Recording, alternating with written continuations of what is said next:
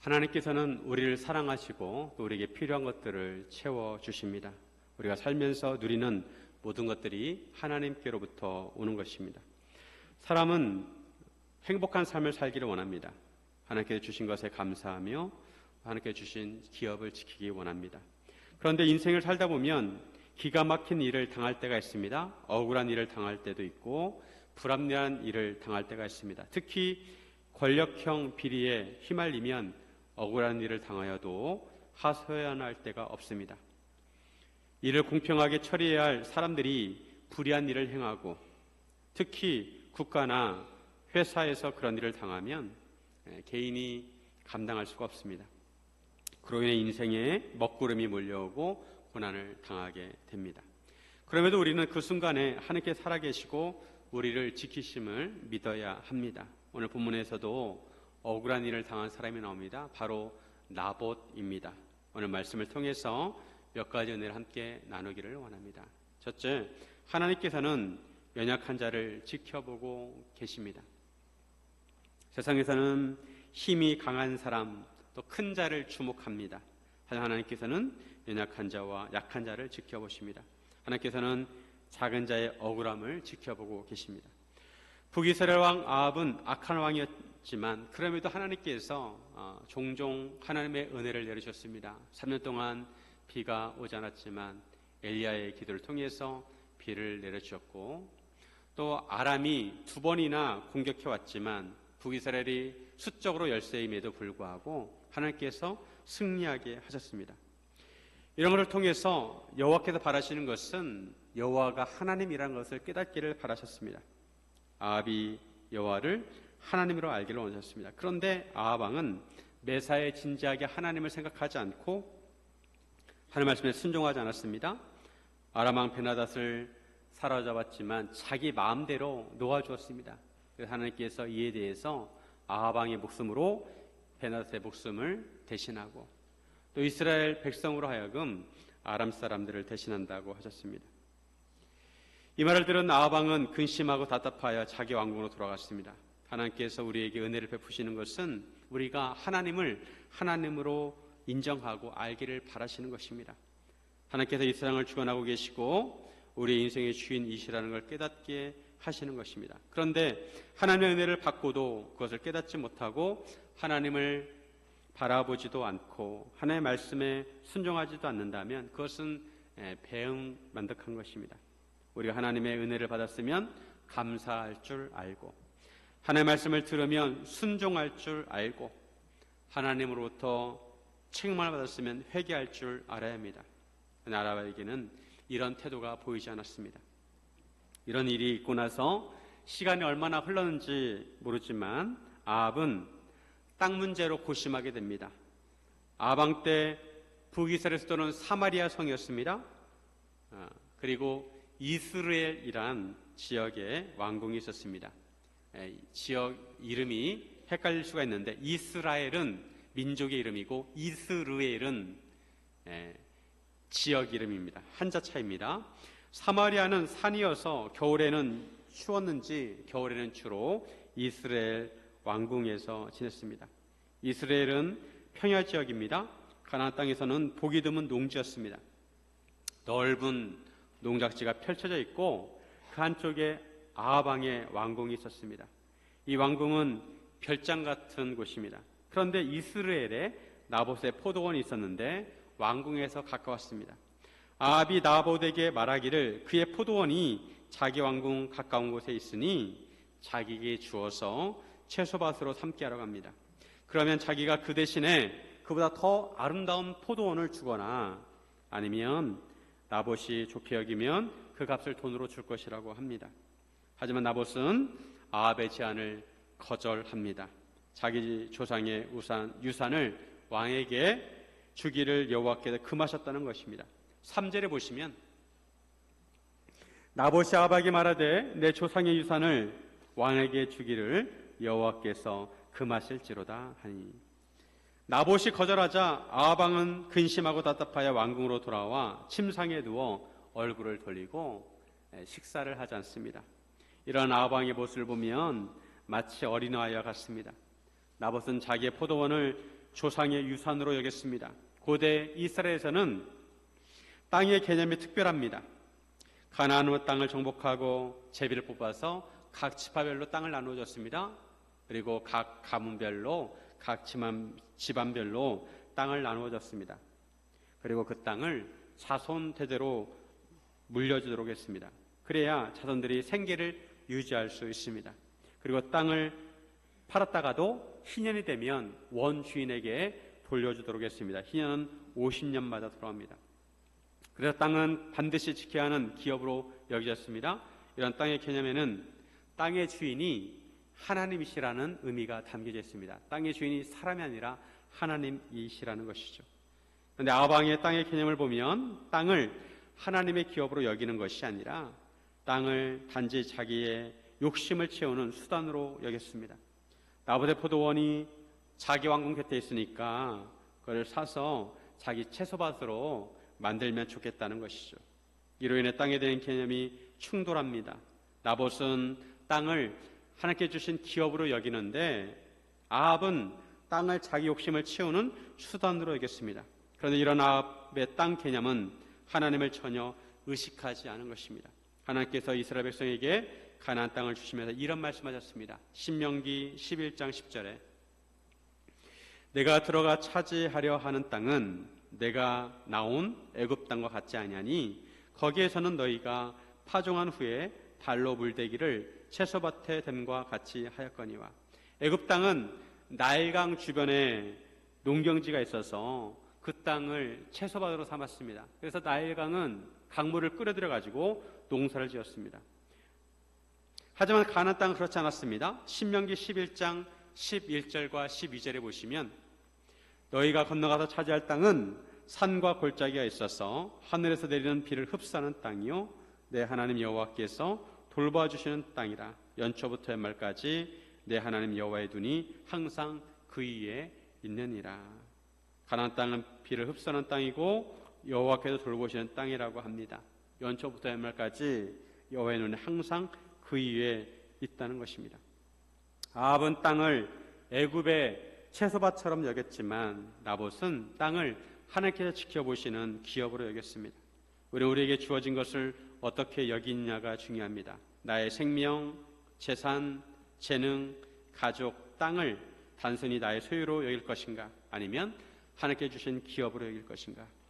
이것은 세상을 바라보는 세계관의 차이입니다. 세상의 주인이 나인가 아니면 하나님이신가를 결정해야 합니다.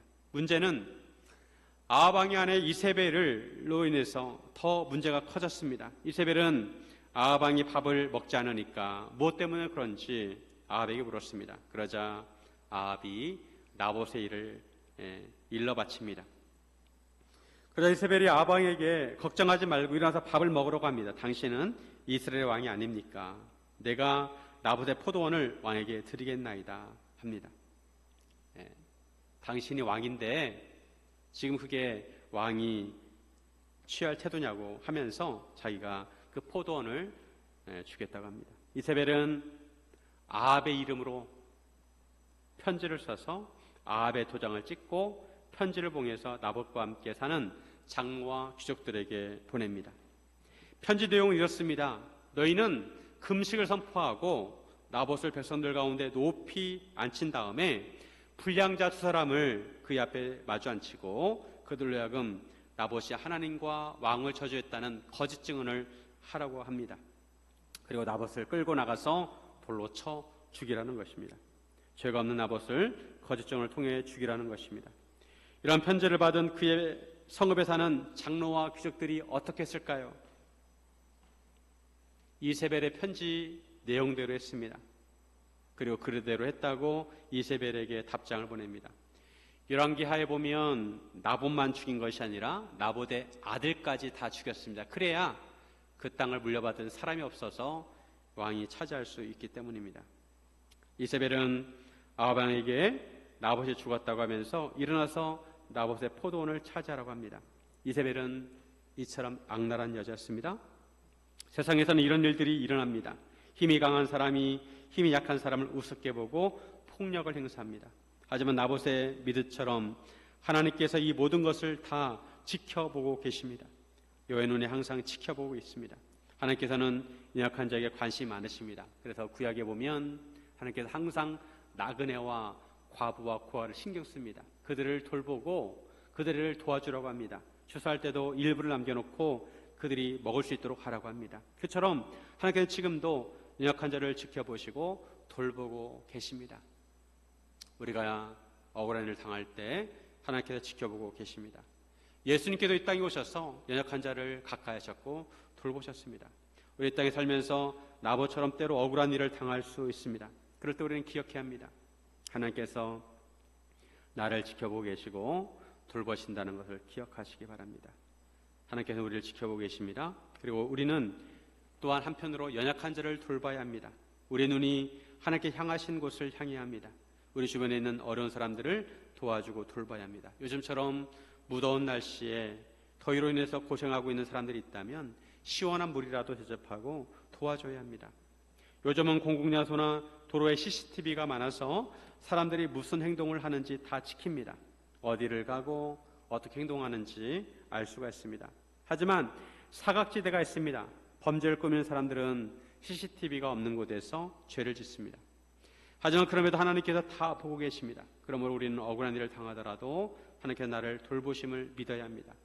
어떤 성도님이 직장에서 억울하게 누명을 쓰고 해고당했습니다. 아무리 자기가 해명을 하더라도 소용이 없었고 몇 년간 마음의 상처를 받고 힘들었습니다. 근데 시간이 지나고 진실이 밝혀지고 오히려 그 일로 통해서 더 좋은 자리에 옮기게 되었습니다.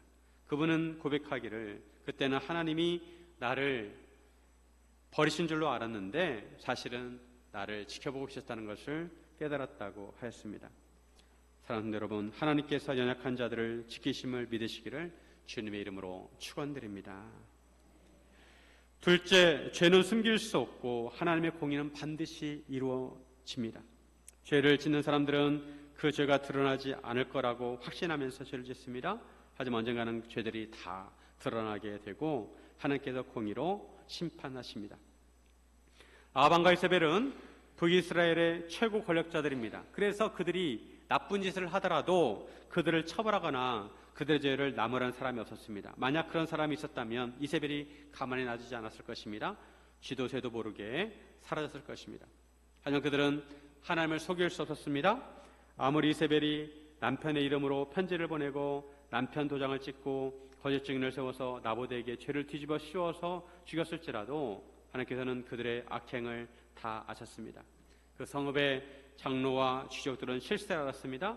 이세벨이 어떤 여자인지 알기에 이세벨이 편지에 쓴 대로 나봇을 죽였습니다.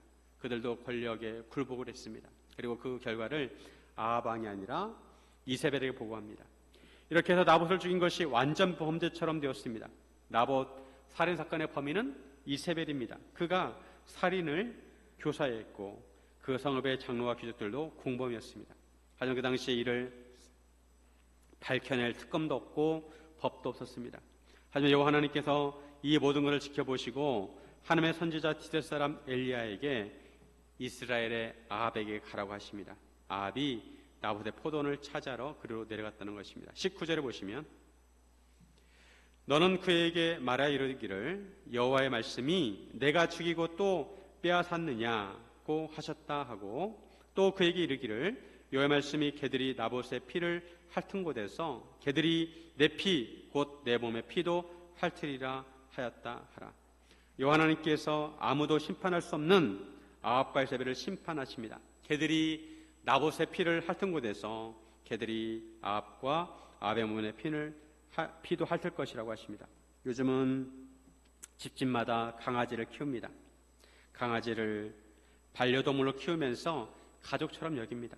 하지만 고대 이스라엘에서 개 이미지는 부정적이었습니다. 하나님께서 개를 통해 아합과 이세벨을 심판하실 거라고 하십니다. 하나님의 선지자 엘리야가 하나님의 말씀을 선포합니다. 내가 내 자신을 팔아 여호와 보시기에 악을 행하였으므로 여호와께서 너에게 재앙을 내리셔서 너를 쓸어버리되 내게 속한 남자는 다 멸할 것이라. 그리고 아합의 집이 느보세 아들 여로보암의 집과 같이 되고 바하사의 집처럼 되게 하실 것인데 이것은 아합이 하나님을 노하게 하고 이스라엘에 범죄한 까닭이라고 하십니다. 여로보암은 북이스라엘의 초대 왕입니다. 바하사는 북이스라엘의 2대 왕조입니다. 이들은 하나님의 은혜를 입었지만 결국 멸망하게 되었습니다. 이처럼 아합의 집도 멸망하게 될 것이라는 것입니다. 그뿐 아니라 이세벨에 대해서도 여호와께서 말씀하시길 개들이 이스라엘 성읍 곁에서 이세벨을 먹을 것이라고 하십니다. 아합에게 속한 자로서 성읍에서 죽은 자는 개가 먹고 들에서 죽은 자는 공중의 새가 먹을 것이라고 하십니다. 아합과 이세벨은 왜 이런 심판을 받아야 했을까요? 성경에서는 아합과 이세벨에 대해서 이렇게 평가합니다. 25절에 예로부터 아합과 같이 그 자신을 팔아 여호와 앞에서 악을 행한 자가 없음은 그를 그의 아내 이세벨이 충동하였음이라. 즉 아합처럼 악한 왕이 없었다는 것입니다. 그것도 이방 여인 이세벨이 충동해서 그런 악을 저질렀다는 것이죠. 하나님께 가나안 땅을 이스라엘 민족에 주신 명분은 가나안 땅에 살고 있던 가나안 민족들이 너무 죄를 짓고 타락했겠으니까 그들을 쫓아내고 가나안 땅을 새롭게 하라는 것입니다. 그런데 아합은 가나안 민족들처럼 우상에게 복종하고 심히 가증하게 행했습니다. 하나님께서 새로운 가나안을 만들라고 하셨는데 도로 가나안이 되었습니다. 아합은 북이스라엘 왕으로 여호와 하나님을 섬기고 백성들로 하여금 하나님을 잘 섬기도록 지도해야 했습니다. 이것이 이스라엘 왕이 해야 할 일입니다. 하지만 아합 왕은 오히려 백성들로 하여금 아합과 바알과 아세라를 섬기고 하나님께 범죄하게 하는데 앞장섰습니다. 이런 아합 뒤에는 이세벨이 있었습니다. 하나님께서 이처럼 악을 행하는 아합과 이세벨을 가만히 놔두지 않으시고 심판하시겠다고 하십니다. 실제로 하나님께서 말씀하신 것처럼 아합과 이세벨은 나중에 하나님의 심판을 받게 됩니다. 열왕기상 22장 38절 그 병거를 사마리아 못에서 씻음의 개들이 그의 피를 핥았으니 여호와께서 하신 말씀과 같이 되었더라. 거기는 창기들이 모욕하는 곳이었더라.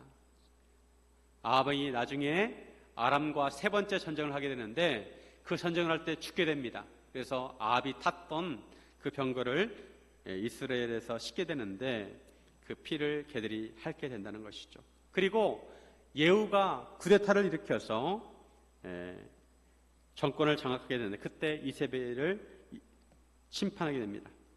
예후가 이스라엘에 올 때 이세벨이 화장을 하면서 창밖을 내려받아 보고 있습니다. 그때 예후의 말을 듣고 내 시대의 이세벨을 창밖으로 던져버립니다. 나중에 장사를 보니까 두골과 손과 발밖에 남지 않았습니다. 열왕기하 9장 34절과 35절을 보시면 예후가 들어가서 먹고 마시고 이르되 가서 이 저주받은 여자를 찾아 장사하라. 그는 왕의 딸이니라 하매 가서 장사하려 한즉 그 두골과 발과 그의 손 외에는 찾지 못한지라. 하나님께서 하신 말씀대로 그대로 이루어지게 되었습니다. 우리의 세상을 보면 억울한 일도 많고 착하고 의로운 사람들이 손해를 보고 오히려 악한 사람들이 잘되고 형통하는 것처럼 보입니다. 하나님께서는 결국 공의를 행하십니다. 악한 일을 행한 자를 심판하십니다. 역사의 과정 중에 보면 선과 악이 혼재되어 있습니다. 하지만 역사 끝에는 최후 심판에 하나님께서 선과 악을 구별하시고 선한 사람에게는 상을 주시고 악한 사람에게는 벌을 주십니다. 예수님께 천국을 비유하실 때 가라지 비유를 말씀하셨습니다. 주인이 씨를 뿌렸는데 원수가 사람들 잘 때 가라지를 덧뿌립니다. 싹이 나고 결실할 때 종들이 보니까 가라지가 생겼습니다. 하지만 주인은 가만히 들어갑니다. 나중에 가지를 뽑다가 곡식이 상할 수 있으니까 나중에 추수할 때 함께 걷겠다는 것입니다. 마태복음 13장 30절 같이 한번 읽습니다. 둘 다 추수 때까지 함께 자라게 두라. 추수 때 내가 추수꾼들에게 말하기를 가라지는 먼저 거두어 불사르게 단으로 묶고 곡식은 모아 내 곡간에 넣으라 하리라. 추수 때가 되면 곡식은 곡간에 들이고 가라지는 불쏘시개로 쓴다는 것입니다. 세상의 마지막 때에도 하나님께서 의인과 악인을 나누실 것입니다. 그리고 의인은 천국에서 영원한 안식을 누리게 될 것이고 악인은 지옥불에 떨어지게 될 것입니다. 사람들은 죄를 지을 때마다 아무도 모를 것이라고 생각합니다. 하지만 하나님께서는 다 알고 계시고 그에 대한 심판하십니다. 다윗도 밧세바의 일로 그의 남편 우리아를 죽였습니다. 완전 범죄라고 생각했고 잊고 있었습니다. 그런데 하나님께서 나단 선지자를 보내셔서 다윗의 죄가 드러나게 하셨습니다. 하나님께 죄를 숨길 수가 없습니다. 아합과 이세벨도 자신들이 완벽하게 죄를 숨겼다고 생각했습니다. 거짓 증인, 공적인 재판 절차, 심지어 금식이라는 종교적 명분까지 이용했지만 하나님께서 엘리야를 보내셔서 다 드러나게 하셨습니다. 이런 것을 보면 우리는 항상 하나님 앞에 행동하는 것처럼 행해야 합니다. 이것을 코람데오라는 코람데오. 한번 따라해 볼까요? 코람데오. 코람데오. 하나님 앞에서란 뜻입니다. 하나님께서 다 지켜보고 계신다는 것입니다. 혹시 아무도 모를 거라고 생각하면서 짓는 죄들이 있을 수 있습니다. 별거 아니라고 생각하면서 규율을 어기고 선을 넘고 작은 거짓말을 하고 남몰래 짓는 죄가 있다면 하나님께서 다 알고 계신다는 것을 알아야 합니다. 내가 힘 있는 자리나 유리한 위치에 있을 때 죄의 유혹을 받을 수가 있습니다. 그런데 하나님께서 지켜보고 계신다는 것을 의식해야 합니다. 성도는 정도를 가야 합니다. 바른 길을 가야 합니다. 저런 어로나 치우치지 말고 똑바로 가야 합니다. 반면에 또한 내가 억울한 일을 당하더라도 하나님께서 모든 것을 아시고 공의를 행하신다는 것을 믿어야 합니다. 사랑하는 여러분, 하나님의 공의로운 통치를 믿으시기를 주님의 이름으로 축원드립니다. 셋째, 낮추는 자에게는 은혜와 회복의 길이 열려 있습니다. 하나님 앞에서 자신을 낮추고 겸손한 자에게 하나님께서 은혜를 베풀어 주십니다. 아벨리아가 전하는 하나님 말씀을 들을 때 그의 옷을 찢고 굵은 배로 몸을 동이고 금식하고 굵은 배에 누우며 풀이 죽어 다녔습니다. 이전에는 하나님 말씀에 별 반응이 없었습니다. 그런데 이번에는 달랐습니다. 아합 행동에 좀 당황스럽까지 합니다. 하나님 말씀을 한쪽 귀로 듣고 한쪽 귀로 흘리던 아합이 이번에는 하나님 말씀을 듣고 회개하는 모습을 보입니다. 엘리야가 전하는 하나님 말씀을 듣고 충격을 받았습니다. 아합은 자기 옷을 찢고 굵은 배 옷을 입고 금식했습니다. 자기를 낮추었습니다. 그런데 더 놀라운 것은 이런 아합의 모습을 보시고 여호와께서 반응하셨다는 것입니다. 하나님의 말씀이 엘리야에게 임했습니다. 29절에 같이 한번 있습니다. 아합이 내 앞에서 겸비함을 내가 보느냐? 그가 내 앞에서 겸비함으로 내가 재앙을 저의 시대에는 내리지 아니하고 그 아들의 시대 그의 집에 재앙을 내리리라 하셨더라. 하나님께서 아합의 겸비함을 보시고 기특하게 여기신 것입니다. 그래서 하나님께서 재앙을 그의 시대에 내리지 않으시고 그의 아들의 시대에 내리신다고 하십니다. 여기서 알 수 있는 것은 하나님께 자신을 낮추시는 모습에도 은혜를 베풀어 주신다는 것입니다. 아합은 성경에서 가장 악한 왕입니다. 그런데 놀랍게도 그가 굵은 베옷을 입고 금식하며 나아가자 하나님께서 즉시 반응하셨습니다. 이런 하나님의 반응을 보면, 하나님의 모습을 보면 누가복음에는 탕자의 비유에서 아버지의 모습과 같습니다. 아버지는 둘째 아들이 저 멀리 있을 때 이미 그를 알아보고 달려나갑니다. 이스라엘도 우리나라처럼 체면 문화입니다. 그래서 아버지가 뛰는 법이 없습니다. 그런데 저 멀리 아들이 보이자 아버지는 달려가서 아들을 안아줍니다. 탕진한 제사를 내놓으라고 하지 않습니다. 그저 그가 돌아왔다고 기뻐하고 잔치를 합니다. 그를 다시 아들로 받아주고 그의 신분을 높여줍니다. 비록 탕자이지만 아버지는 그 아들에게 치근하게 여깁니다. 하나님께서 이처럼 회개하고 하나님께 돌아오는 자를 치근히 여기십니다. 하나님께서는 우리의 죄의 크기를 재시는 분이 아니라 우리가 돌이키는 그 순간을 기다리시는 분이십니다. 우리가 우리의 죄를 인정하고 회개하면 하나님께서 우리를 용서해 주십니다. 우리는 하나님의 은혜를 얻기 위해서는 두 가지가 필요합니다. 하나는 겸손입니다. 겸손. 우리 하나님 앞에 겸손할 수 있어야 합니다. 사람이 겸손한 마음을 갖기가 참 어렵습니다. 왜 그럴까요? 사람은 본능적으로 자기를 높이고 싶어하고 자기의 잘못을 인정하기보다 정당화하려고 합니다. 특히 힘이 있거나 지위가 높거나 성취를 이룬 사람이라면 더 겸손하기가 어렵습니다. 내 뜻대로 되지 않으면 견디지 못하는 것, 또 내가 원하는 것을 갖는 것이 당연하다고 여기는 것, 이 모든 것이 교만입니다. 그렇다면 겸손이란 구체적으로 무엇일까요? 겸손을 세 가지로 정리해 볼 수 있습니다. 하나는 겸손은 인정하는 것입니다. 겸손은 내 잘못을 있는 그대로 인정하는 것입니다. 겸손은 자기 잘못과 죄를 인정하는 것입니다. 하나님, 저는 죄인입니다. 제가 잘못했습니다. 저는 무지합니다. 라고 인정하는 것입니다. 둘째는 겸손은 내려놓는 것입니다. 내가 가져야만 한다는 집착을 내려놓는 것입니다.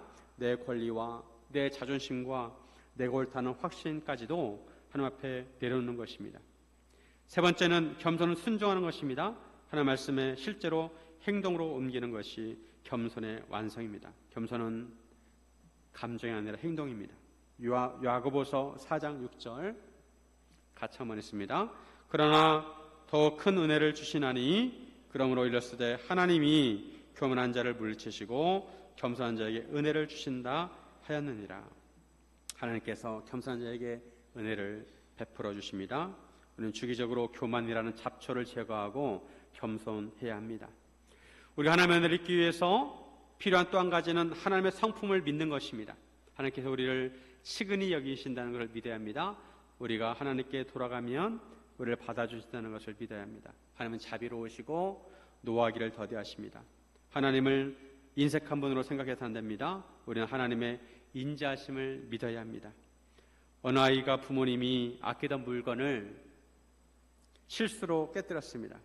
아이는 너무 무서워가지고 혼날까봐 방문을 잠그고 하루 종일 나오지 않았습니다. 혼날 게 뻔하니까 나가지 않는 것이 좋을 거야 생각한 것입니다. 그런데 저녁이 되자 부모님이 방문을 두드리며 말합니다. 얘야, 괜찮다. 나와서 밥 먹자. 아이는 그제야 문을 잠근 것이 부모가 아니라 자기 자신이라는 것을 깨닫습니다. 우리도 이와 같습니다. 나는 너무 많이 잘못해서 하나님이 안 받아주실 거야 라고 생각하며 스스로 마음의 문을 걸어 잠그고 있을 때가 있습니다. 그러나 하나님은 이미 우리 문 밖에 두드리고 계십니다. 우리에게 필요한 것은 자유를 갖추는 것이 아니라 그저 문을 여는 것입니다. 하나님께 나아가는 것입니다. 하나님께서는 포도원의 주인이십니다. 우리가 좋은 나무가 되어서 좋은 열매를 맺기 원하십니다. 그래서 안 좋은 가지는 가지치기를 하시고 우리가 예수님과 연결되어서 좋은 영양분을 받기를 원하십니다. 하나님께서는 하나님의 포도원을 가꾸기 원하십니다. 하나님께서 여우가 포도원을 헐기를 허락하지 않으십니다. 포도원을 지키십니다. 하나님께서 하나님의 포도원을 지키는 자를 귀하게 여기십니다. 우리가 살면서 나봇과 같이 억울한 일을 당할 수 있습니다. 나봇은 하나님께 주신 자기 기업을 지키려다 죽었습니다. 이런 죽음이 헛된 죽음처럼 보일 수 있습니다. 나봇이 야곱의 요구를 들어주고 자기 기업을 포기할 수도 있었습니다. 하지만 하나님께서는 이런 나봇을 귀하게 여기시고 그의 억울함을 보시고 그의 신원을 풀어주셨습니다. 우리가 어떻게 사냐가 중요합니다. 하나님께서는 하나님의 사람이 의롭게 살기를 바라십니다. 나봇의 이름의 뜻은 싹입니다. 싹. 북이스라엘은 아합과 이세벨로 우상으로 가득한 나라가 되었습니다. 여호와 하나님을 섬기는 진실한 믿음을 찾기가 쉽지 않았습니다. 하지만 나봇은 우상이 가득한 세상에 하나님의 기업을 소중히 여기며 여호와 하나님을 섬기는 사람이었습니다. 추위로 얼어붙은 땅에 봄을 날리는 싹과 같은 존재였습니다. 하나님께서는 우리도 싹과 같은 존재가 되기를 바라십니다. 온 세상이 하나님을 외면하고 부인할지라도 우리 하나님을 신실하게 믿고 하나님의 말씀대로 따라 살기를 바라십니다. 예수님께서도 나봇과 같은 일을 당하셨습니다. 죄가 없으셨지만 죄인처럼 취급받으셨고 거짓 증언을 받으셨고 사람들에게 버림받으셨고 십자가에 죽으셨습니다. 그러나 예수님의 십자가는 실패가 아닙니다. 사람들이 보기에 죽음이었지만 하나님께서 그 십자가를 통해서 우리를 구원해 주셨습니다. 오늘 하나님의 포도원은 무엇일까요? 하나님의 포도원은 우리의 믿음이고 우리의 삶이고 가정이고 교회이고 하나님의 나라입니다. 우리의 사명 포도원을 소유하는 것이 아니라 포도원을 잘 지키는 것입니다. 최근에 무더위가 기승하고 있습니다. 그래서 본능적으로 시원한 것을 찾습니다. 하지만 영적으로 보면 차가운 겨울과 같습니다. 사람들이 하나님을 인정하지 않고 부인하고 있습니다. 세상이 인본주의와 시속주의와 황금 만능주의와 샤머니즘으로 물들고 있습니다. 하나님께서는 오늘도 이 얼어붙은 세상 가운데 우리를 포도원지기로 세우셨습니다. 나봇처럼 정직하게, 낮아진 아합처럼 겸손하게, 그리고 십자가에서 승리하신 예수님처럼 믿음으로 우리의 자리를 지키기 원하십니다. 하나님께서는 우리의 작은 신실함을 결코 잊지 않으시고 반드시 싹이 나게 하시고 열매 맺게 하실 것입니다. 사랑하는 성도 여러분, 하나님께서 지키시는 포도원 지킴이로 사시기를 주님의 이름으로 축원드립니다.